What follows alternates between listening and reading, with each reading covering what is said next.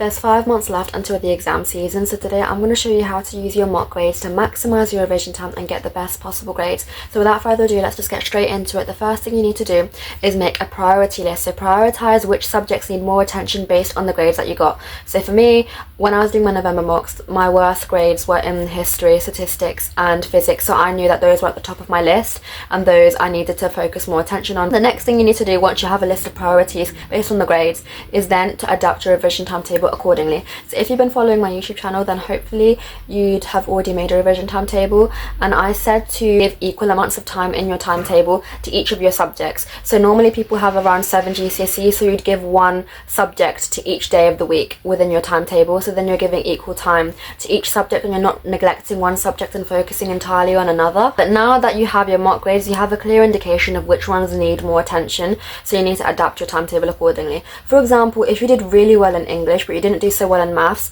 then what you can do is on the day of your timetable where you're revising English, you can split it up. So half of that day you're doing English and then the other half you're doing maths, and then you still have that other whole day on your timetable solely for maths. So now you have half a day for English and 1.5 days for maths. Once you have made your priority list and you've adapted your timetable accordingly, you need to go on to the next step, which is arguably the most important, and that is to diagnose the problem as to why you got the grade that you didn't want to get, as in why you got a grade lower than you would have expected and what you would have wanted. There are many different reasons as to why you may not have gotten the grade that you wanted, and I'm going to help you work through them. This will take a bit of self-reflection though. So there are multiple reasons. The first one could be to do with content. So either you didn't know the content, you forgot the content, or you didn't understand the content. So let's go through each one.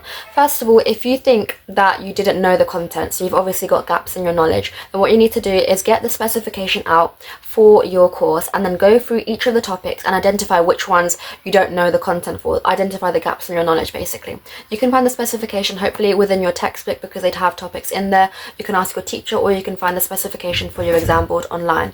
So go through and identify the gaps in your knowledge and then use whatever resources you have at your disposal to fill in those gaps, whether that be through YouTube videos, whether that be through BBC Bite Size, your textbook, PowerPoints, just anything. And don't sit there saying that, oh, my teacher hasn't gone through it with us, so I didn't know it. That's a valid excuse, obviously, because if your teacher hasn't taught it to you, that's not your fault. But that doesn't mean that you should just sit down and accept your fate, that, you know what, I haven't been taught it, so whatever, I'll just leave it. No, like, just because your teacher hasn't taught it to you doesn't mean you should allow your grades to suffer. You need to, in that case, read ahead and take matters into your own hands and, teach yourself if you need to. The second possible reason with regards to content is if you have forgotten the content. This could be either because you're not revising or because you are revising but not the right way. So if you're not revising, then obviously, that's where the problem is. You need to be revising. But if you are revising like day in, day out, but you're not seeing the results, then that may mean you need to look over the revision techniques that you're using. Normally, you'd want to use passive recall techniques. So that is techniques that bring the information to the forefront of your mind. It forces you to remember information. That's going to help content stick in your head better. So active recall techniques would be things like flashcards, mind maps, and blurting. This is as opposed to passive recall, which is where you're just like reading textbooks and just making notes and not doing anything with the notes. That's not going to help the information stick in your head at all. So make sure you're doing active recall techniques to make the content stick in your head. A possible reason with regards to content is if you do not understand the content. What you need to do here is get your specification out again, and again make a list of all the topics that you do not understand based on the specification. Once you have that list, go to your teacher and after class and then ask them, can you please go through this with me?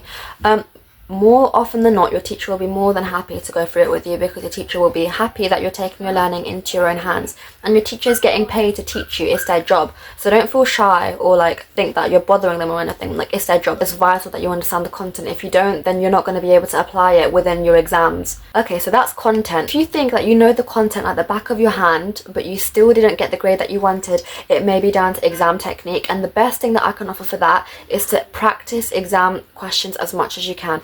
At this stage, you need to be doing a past paper question every single day, and that is going to help you build up your exam technique, because when you're marking it, you're going to realize what examiners want from you, and that is going to help you train your brain to think, oh, okay, when you go into the exam, you're going to know exactly what is needed, the structures that are needed, the keywords that are needed, the scientific terminology that is needed. So if your exam technique is suffering, make sure you're doing exam practice. That is the best remedy that I can offer you for that. Side note here, if your subject that you're suffering in with regards to exam technique is an essay-based subject like history or English, then you also need to know the structures of each questions inside out. So make a grid of each question and what the structure that would be related to it. For example, in AQA English Language Paper 1, question 2, my structure was petal. Acronyms that help you to structure your answers, it's essential that you know them like the back of your hand. And then once you have all the structures down and you've made a list of them, turn them into flashcards and start practicing them every day so that they become second nature and you're able to structure your answers in the exams and get maximum marks therefore. And finally, if you think your exam technique and your content is fine,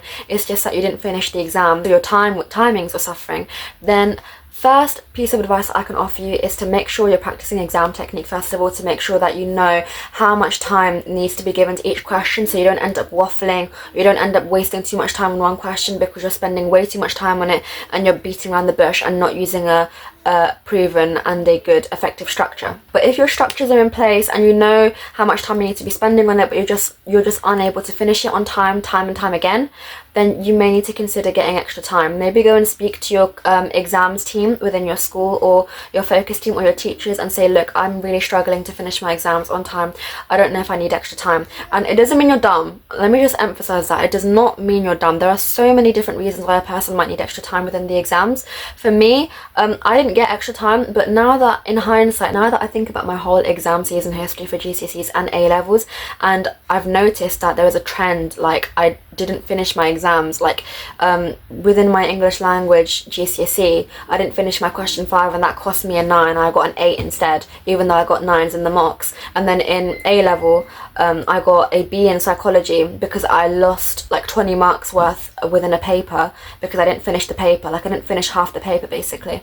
I think I probably needed extra time, and that was simply because I'm quite obsessive within exams. Like I read questions over and over and over to make sure I understand it, and then I waffle so much. Like the box within a question could be like this big and I write this much, like spilling out all the way down the page. It's really bad, but that was like my issue, and I think I probably needed extra time to help me with that, but obviously I didn't, and then that cost me. So if you need extra time, please make sure you go and seek help and you ask them to do an assessment on you, that hopefully you can get at least 25% extra time, and that should help you to cover some of your losses and make sure you finish the exam on time, hopefully. And yeah, that's all the advice I can offer you. I hope this helped you to like work through some of the issues with your grades. Make sure to always seek the help of your teachers as well, because they're there to help you. I can't stress this enough. Like I tutor people, and one of my tutees, like I was telling her to go and, you know, talk to one of her teachers about like the structures within her history paper, and she was saying she doesn't want to approach him, and with an English teacher she said she doesn't want to bother her.